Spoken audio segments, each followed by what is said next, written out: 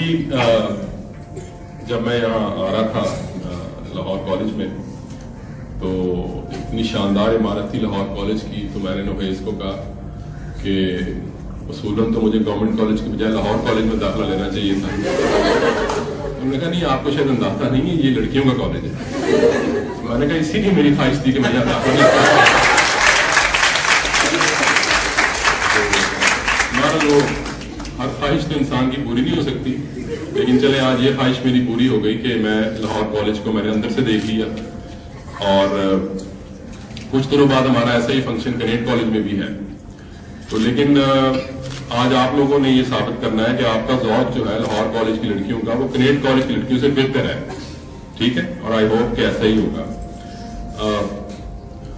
Madam अभी बात कर रही थी कि जी हमारे मिजाज जो है ना वो बड़े चिड़चिड़े हैं, सड़े हुए लोग रहते हैं, हम हंस के एक दूसरे को ग्रीट नहीं करते, हेलो हाय नहीं करते, बाहर जाए तो लोग खामखा स्माइल पास करते हैं एक दूसरे को। तो हमारे ऐसे बुजुर्ग काफी अच्छा बाहर रहने के बाद जब वो पाकिस्तान आए ना, तो उनको भी आदत थी हर किसी को देख के स्माइल पास करने की। तो ऐसे ही वो एक जगह उन्होंने गाड़ी रोकी इशारे पे, तो मोटरसाइकिल पे कुछ नौजवान आके यहाँ पे रुकी मोटरसाइकिल, तो उन्होंने नौजवानों की तरफ देखा और उस पर आदत स्माइल पास की उन्होंने। तो नौजवानों ने ना बड़ा सीरियस होकर उनको देखा कि ये क्यों हमें बाबा स्माइल पास कर रहे हैं। तो फिर थोड़ी देर बाद वो जब गाड़ी इशारे पे चल पड़ी आगे, अगले इशारे पे रुकी, तो नौजवान पीछे आ गए उनके। तो बाबा जी ने फिर स्माइल पास की उनको। थोड़ी देर उन्होंने देखा और फिर कहते हैं पागल ही हो रहे।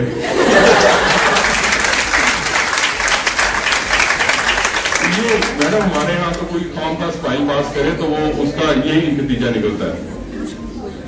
भट्ट साहब के हवाले से नोहेज ने भी गुफ्तगू की है, इनके चूंकि भट्ट लोग जो हैं कश्मीरी खाने पीने के बड़े शौकीन होते हैं।